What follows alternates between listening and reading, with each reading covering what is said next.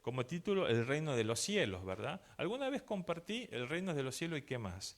Pero esto tiene que ver con algo más puntual, con respecto al reino de los cielos. Estamos tomando una materia de TED con los hermanos, ¿verdad? Introducción a la teología y ministerio de Jesús. Y estamos hablando un poquito de eso, hablamos un poquito del reino de los cielos. Y quiero más o menos contextualizar y que vayamos al libro de Filipenses. Filipenses capítulo 1, versículo 27. Filipenses capítulo 1, versículo 27. Bien. Antes de hacer la lectura, hermanos, también les quiero dar gracias a Dios por todos los que nos han ayudado, ¿verdad? La JNI, la pastora Mariela, todavía que hemos adornado, hemos estado ahí, después al fondo hay una sorpresa que usted va a ver ahí también. Y bueno, le doy gracias a Dios por todo, hermanos, que hemos hecho posible esto con sus oraciones, con su disposición, porque uno lo hace siempre con amor al Señor, ¿verdad? Hacer las cosas de la mejor manera, ¿no? No hacer las cosas como para salir del paso. Uno siempre quiere darle lo mejor y la excelencia al Señor. Vamos a Filipenses capítulo 1, versículo 27. Solamente, fíjense qué interesante, esta versión dice solamente, es de la Septuagésima. Hay otra versión que yo tengo que dice solo, pero hay una versión de la NBI que dice, no sé si la puedes buscar esa, Marco, ¿se puede la NBI?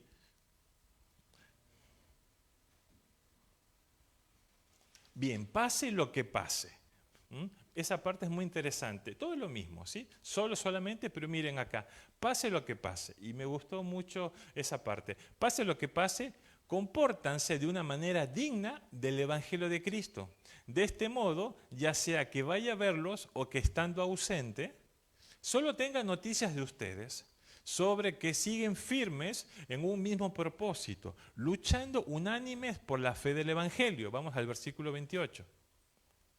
Y sin temor alguno a sus adversarios, lo cual es para ellos señal de destrucción, para ustedes en cambio es señal de salvación y esto proviene de Dios. Vamos otra vez al versículo 27.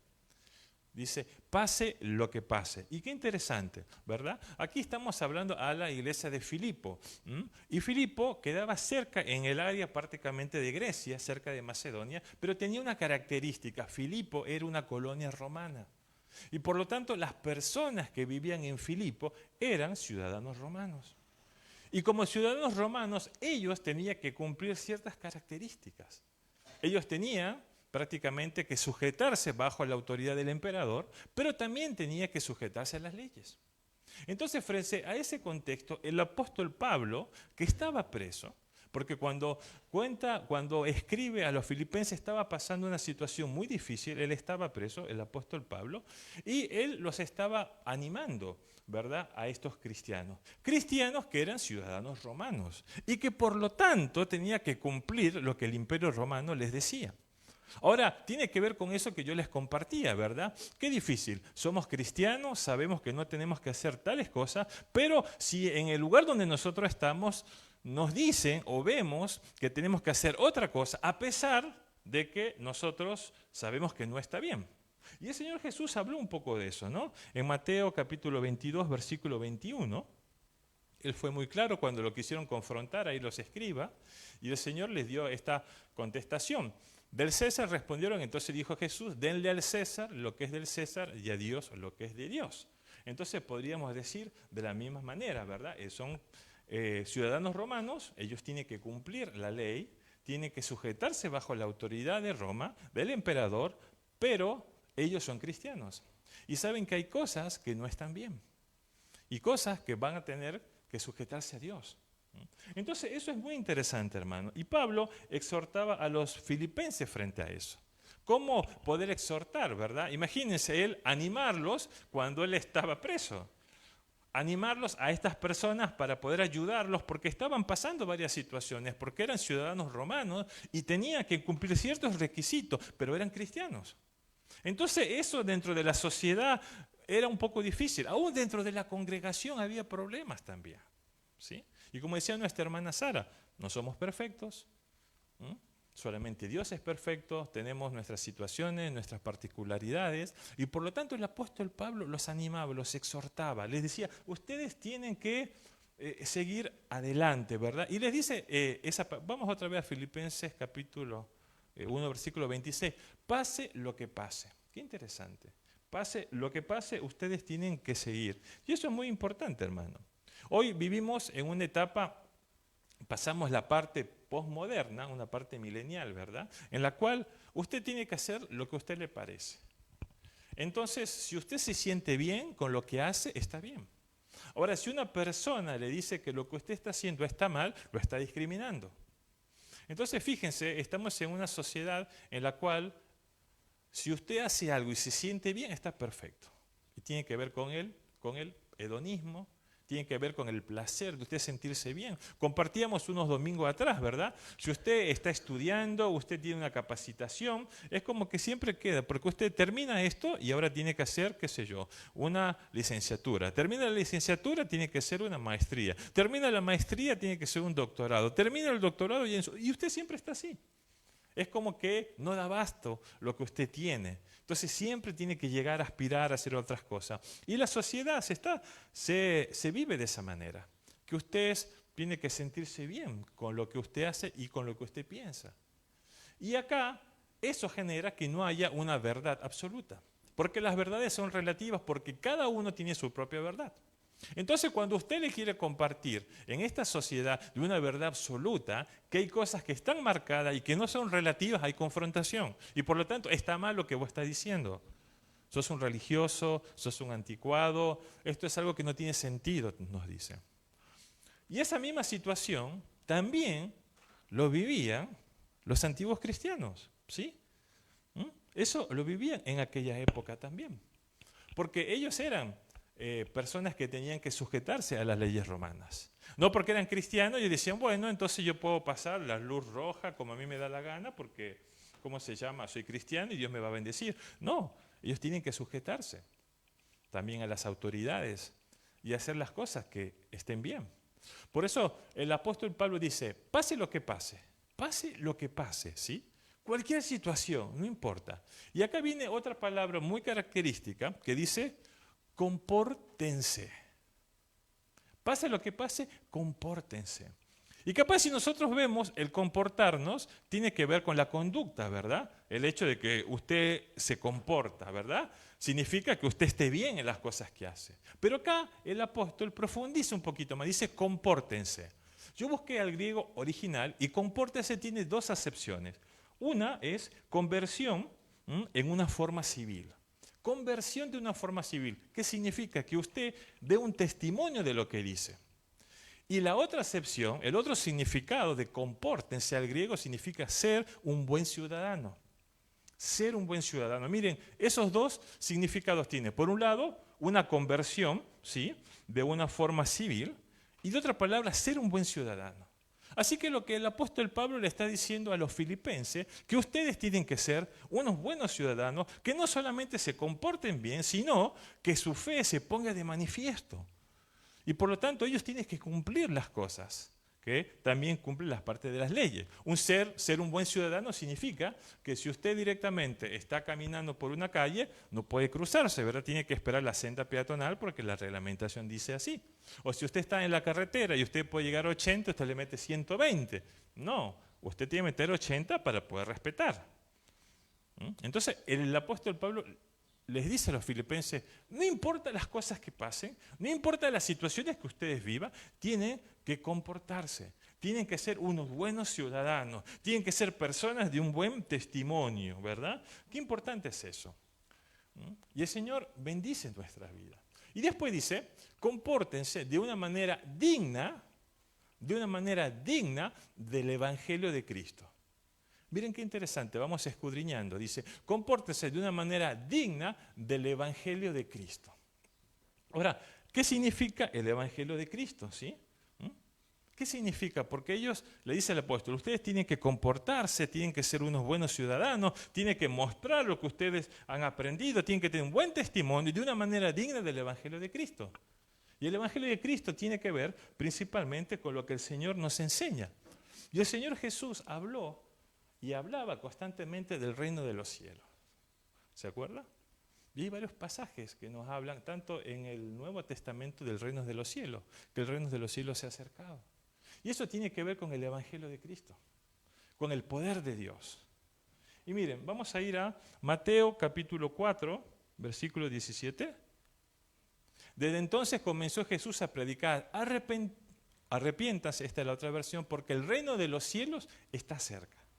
El Señor Jesús representaba ese reino de los cielos. Cuando Él estuvo aquí, Él animaba a las personas a que busquen, a que el reino de los cielos está cerca. Pero no solamente eso, vamos a Mateo capítulo 5, versículo 3.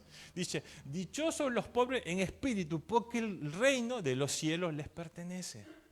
¿Sí? El reino de los cielos. Y cuando estaba el Señor Jesús estuvo aquí y no comprendían los fariseos, los escribas, los religiosos, ¿verdad?, de aquella época, porque el Señor hablaba de ese reino de los cielos. Y tenía que ver con la misma esencia de lo que Jesús era. Cuando el Señor les enseñó a orar a sus discípulos, le decía, Padre nuestro que estás en los cielos, santificado sea tu nombre y venga tu reino. ¿De qué reino? Hablaba, venga a mi casa, venga a estar, no, venga a tu reino. Hablaba del reino de los cielos.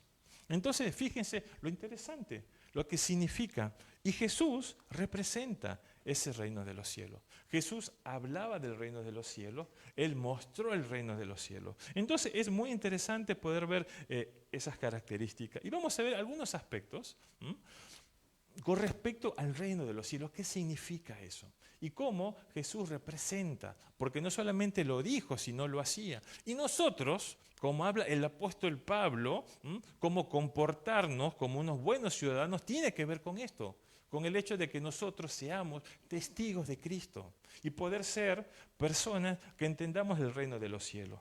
Una de las cosas que significa el reino de los cielos encarnado en Jesús es, y nos muestra, es sanidad y milagros.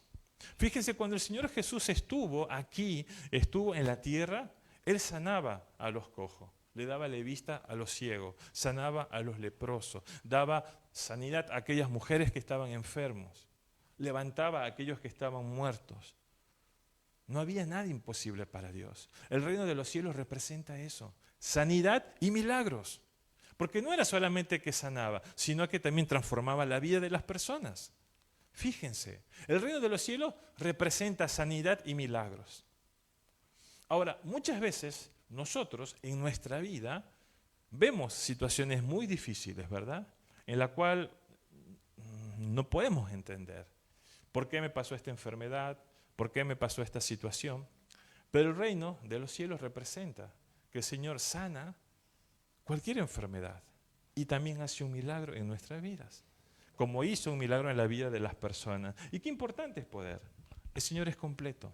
El reino de los cielos involucra eso, pero el reino de los cielos también tiene que ver con el poder de perdonar pecados.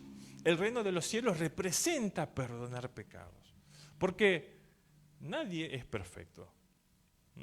Solamente Dios es perfecto y nosotros estamos en esa búsqueda, ¿verdad? Cuando Dios trabaja en mi vida, cuando Dios transforma mi corazón, cuando yo entrego mi vida al Señor, por lo tanto, digo, bueno, ya no veo yo más, Cristo vive en mí, ahora soy una persona que tengo una relación con Dios y ahora tengo que lidiar en mi vida personal y ahora estoy en ese proceso de poder buscar y agradar a Dios. Pero todos hemos pecado delante de Dios. Yo le digo a ustedes, y no, quédense para ustedes, díganme de los que están aquí, si alguna vez usted dijo una mentira. No levante la mano, pero diga. Yo le aseguro que todos de una u otra forma dijimos algo que no es cierto. O todos los que estamos aquí alguna vez no tomaron algo que no era suyo. Ya sea por equivocación, ya sea por opción, qué sé yo. O dígame si por ahí de los que estamos acá alguna vez ustedes vieron mal, o hablaron de algo, o hablaron mal. Todos capaz, de una u otra forma hemos dicho eso, ¿verdad? Pero el Señor nos da la oportunidad y en el reino de los cielos nos permite, Dios a través de la obra sacrificial, de poder perdonar pecados. El reino de los cielos perdona pecados.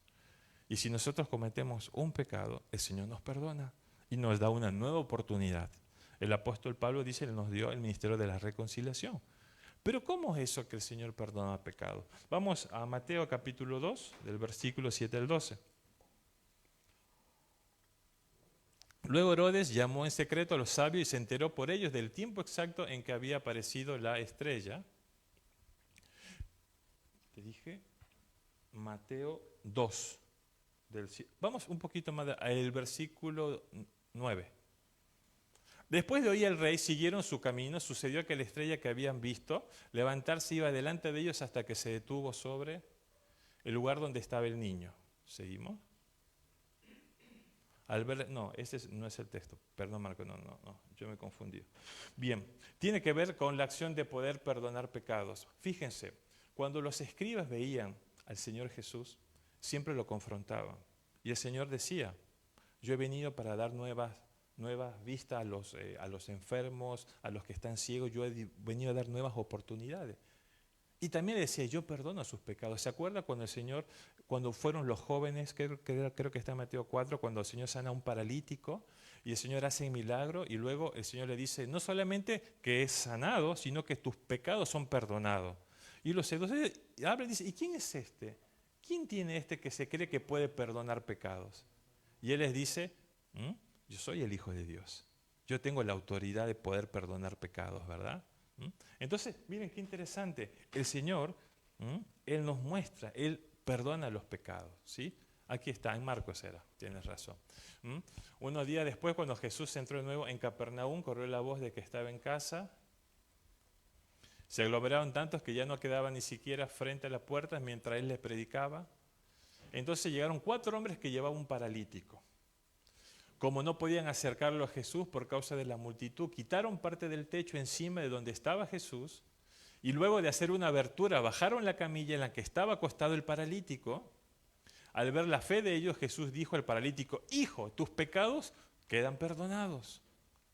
Algunos maestros de la ley se estaban sentados ahí y pensaban, ¿por qué habla este así? Blasfemando, ¿quién puede perdonar pecados si no solo Dios? En ese mismo instante supo Jesús en su espíritu que esto era lo que estaba pensando. ¿Por qué razonan así? Dijo.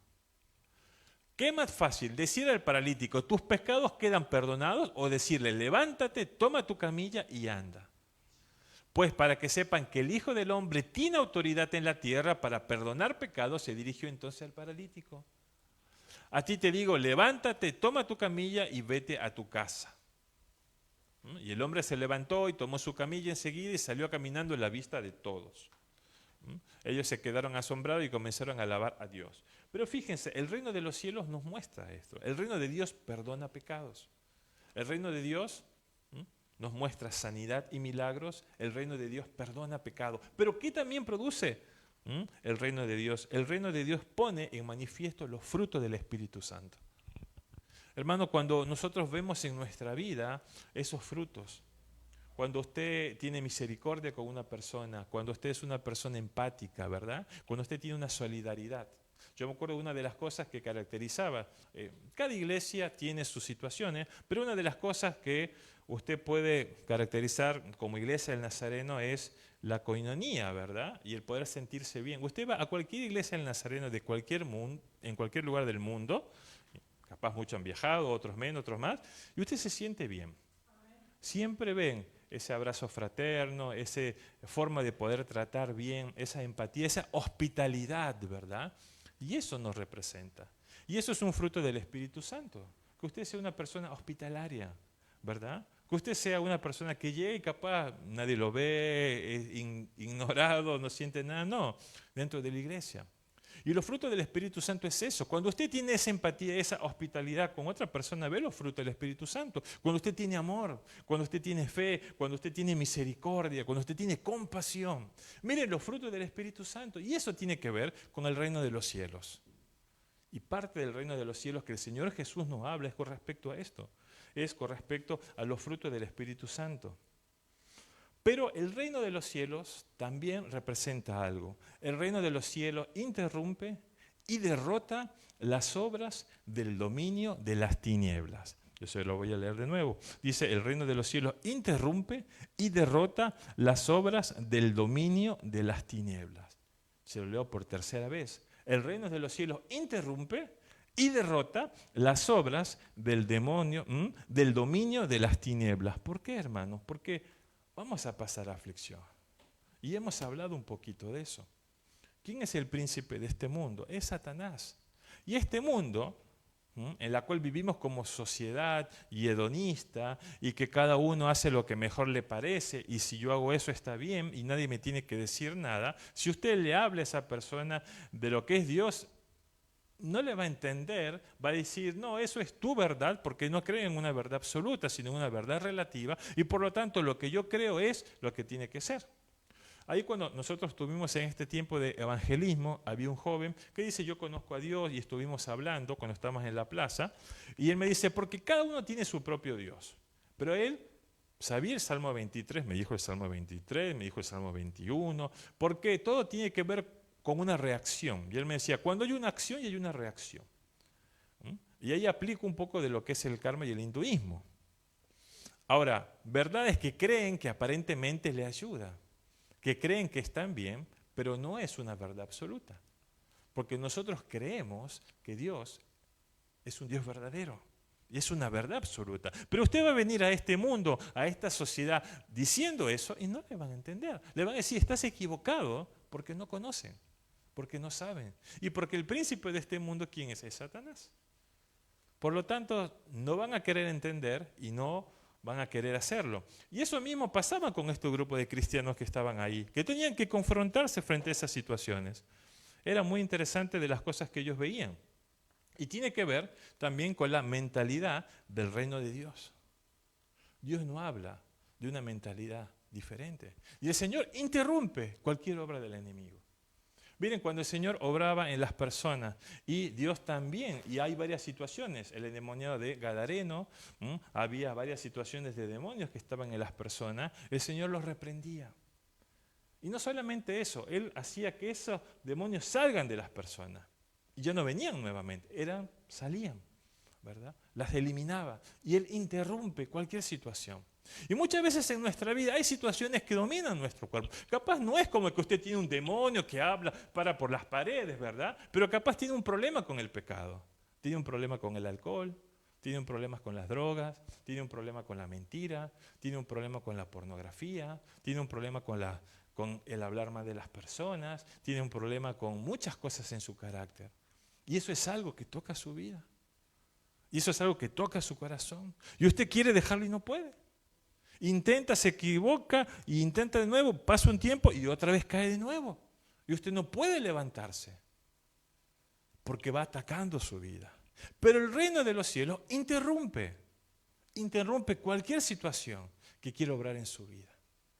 Y también derrota cualquier dominio de las tinieblas.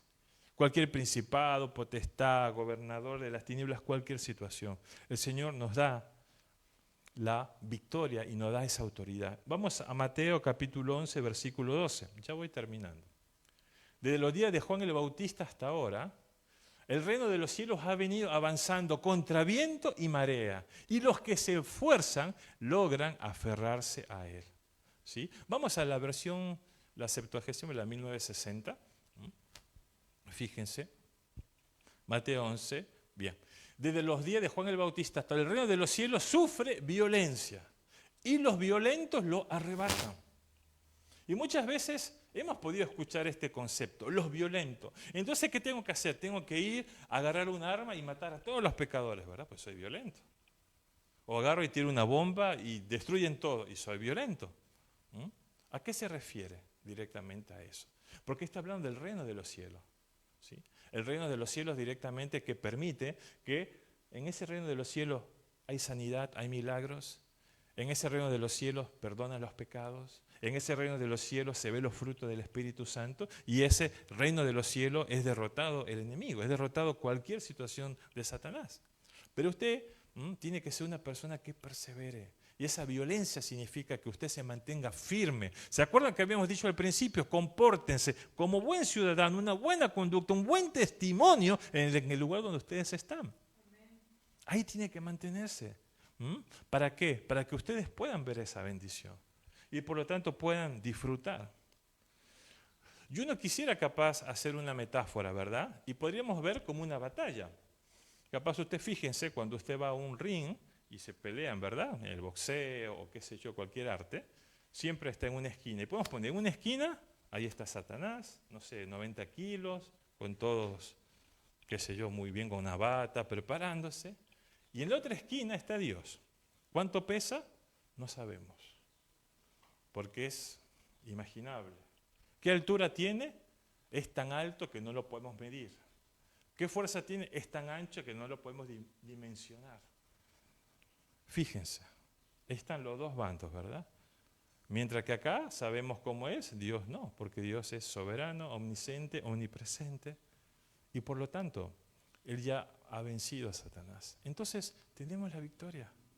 Dios nos da esa victoria, y con eso tiene que ver. El apóstol le hablaba eso a los filipenses, y les decía, ustedes tienen que, pase lo que pase, no importa que los insulten, no importa que les vaya mal, no importa si aparezca una enfermedad, no importa si quedan sin trabajo, no importa si no importa, pase lo que pase, compórtense como personas que conocen el reino de los cielos. Compórtense. Y Dios nos llama, hermanos, a nosotros, a que podamos mantenernos firmes. Sí, a veces aparece algo y nos duele. Sí, aparecen circunstancias que nos mueven, nos amarrea, ¿verdad? No sabemos qué hacer, pero hay que seguir adelante. No importa. ¿Por qué? Porque uno va a poder ver esa victoria, ¿verdad? Y acá aparecen dos cosas. Primero, tenemos que saber que cuando estemos en esa sociedad va a haber una lucha. Y esa lucha va a ser constante. Porque usted imagínense, usted conoce lo que es el reino de los cielos a través de Jesús, es carne en su vida.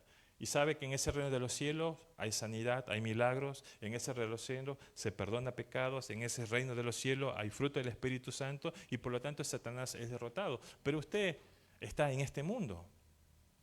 Entonces va a tener que sufrir y va a tener lucha y va a tener oposición. ¿Sí? Hermoso sería poder trabajar en un lugar que es cristiano. Hermoso sería que usted vaya por la sociedad y va al kiosquero y le dice, Dios te bendiga, ¿quiere que oremos? Vamos a orar. Qué lindo que usted vaya al banco y usted vea Dios te ama y que dice, estamos haciendo un ayuno. Eso no lo ve, ¿verdad? Que cuando usted va al hospital o al sanatorio, qué sé yo, le den un tratado bíblico y dice, no se preocupe, vamos a orar. Sí, está la medicina, pero creemos en el poder de Dios. Sería algo ilógico, porque estamos en este mundo que no se maneja así con esos principios. Pero Dios nos enseña que nosotros debemos de seguir adelante. Y el apóstol Pablo le decía a los filipenses, pase lo que pase, sigan adelante. Sigan adelante, no se desanimen, continúen. Y saben, esta lucha va a ser va a ser incesante, va a ser constante. No piense que no va a pasar, sí va a pasar. Así que si usted de repente está bien, 20, 30 años y aparece capaz algo de salud, y bueno, o capaz usted estaba trabajando perfecto y creía que no le iba a pasar, y justo lo dejan sin trabajo, y puede pasar. Ojalá que no le pase, pero puede pasar. Y usted tiene que seguir adelante. Fíjense, vamos a Filipenses capítulo 1 y vamos al versículo 29. Ya voy terminando. El apóstol le dice, porque a vosotros os es concedido a causa de Cristo, no solo que creáis en Él, sino también que padezcáis por Él. ¿Qué más, Marco? Teniendo el mismo conflicto que habéis visto en mí y ahora oís que hay en mí. Bueno, vamos al 29. Porque a vosotros os es concedido a causa de Cristo no solo que creáis en Él, sino también que padezcáis por Él. ¿Sabe? Y muchas veces vamos a tener que pasar situaciones. Y vamos a tener que pasarlo. Pero pase lo que pase, suceda lo que suceda, usted tiene que mantenerse firme y decir, yo sigo a mi Dios. A pesar que a veces usted logra algo y se olvida de Dios. Pero mire, Dios no se olvida, ¿no? Dios es misericordioso. Y uno ha podido ver a lo largo del tiempo cuántas veces las personas buscan a Dios buscando un fin determinado. Buscan a Dios porque quieren ser sanados, buscan a Dios porque quieren tener una familia, buscan a Dios porque quieren tener un trabajo, buscan a Dios porque están solos y quieren sentirse bien. Y cuando ya logran todo eso, chao, me olvido de Dios. No quiero saber nada con Dios. No le digo que son malas personas, pero ya no les motiva. Entonces, ahí, ¿cuál fue el propósito real? ¿Verdad? Y el apóstol nos dice, deben de continuar adelante. Y vamos a Lucas capítulo 21, y con eso sí estoy terminando. Lucas capítulo 21, del versículo 14 al 15. Miren qué es lo que dice el Evangelio de Lucas. Proponed en vuestros corazones no pensar antes cómo habéis de responder en vuestra defensa. Porque yo os daré palabra y sabiduría, la cual no podrán resistir ni contradecir todos los que se opongan. Miren qué interesante palabra. Vamos otra vez al versículo 14. Proponed en vuestros corazones, y yo le podría decir, hermanos de la congregación, Iglesia Puerta Abierta, propongan en sus corazones, no pensar antes cómo habéis de responder en vuestra defensa, ¿verdad? Cuando quieran acusarle, cuando vean que lo que ustedes están equivocados, toda cualquier situación, sino proponed en vuestros corazones, no pensar antes cómo habéis de responder en vuestra defensa. Vamos al 15. Porque, le dice el Señor, yo os daré palabra y sabiduría. Hermano, y muchas veces no es tu sabiduría, no es tu conocimiento, es la palabra y la sabiduría del Señor. Usted puede conocer mucho, usted puede tener mucho entendimiento, puede tener muchos títulos, pero eso no lo hace nada. El Señor les dice, Él nos va a dar palabra y sabiduría, la cual no podrán resistir ni contradecir todos los que se opongan. Porque tenés un Dios que te ama. Porque tú eres hijo de un rey. No eres hijo de cualquier cosa. Eres hijo de un gran rey. Sí, tienes tu mamá, tu papá, y le damos gracias a Dios por los padres que Dios nos dio, ¿verdad? Nosotros no los elegimos. Usted no puede elegir, yo quiero este papá, ¿no? Démosle gracias al papá que nos dio, la mamá que nos dio, con todas las situaciones. Démosle gracias. Honremos a nuestros padres. El libro de Proverbios dice, para que usted tenga largos días, honre a sus padres, ¿verdad? Honre a sus padres, trátelo de la mejor manera. Pero pastor, no sabe lo que me hizo mi papá, no sabe lo que he hecho mi mamá, no me importa, honralo para que tenga largos días. Porque muchas veces nos olvidamos de honrarlos. Cuando lo necesitamos, estamos ahí. Pero cuando les pasan algo, no tengo tiempo, ¿verdad? Hay que honrarlo. Pero el Señor nos dice también que nosotros debemos de estar tranquilos, porque Él nos va a dar la palabra y la sabiduría que necesitamos.